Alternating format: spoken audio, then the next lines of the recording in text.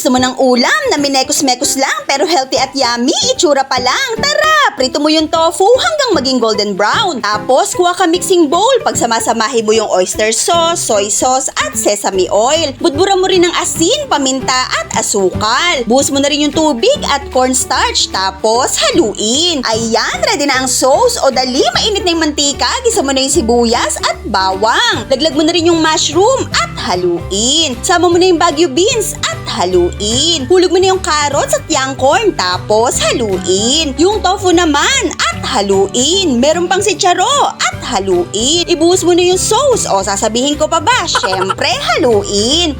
Yung bell pepper, baka malimutan, sama mo na rin. Para sa dagdag sarap, patakan mo ng sesame oil. Kung wala, kahit anong cooking oil, wag lang baby oil. At ito na ang stir-fried tofu and veggies ni Nanay. Ternuhan mo lang yan ng plain rice at Shanghai. Ay, talaga naman. Para sa kompletong sangkap, pose.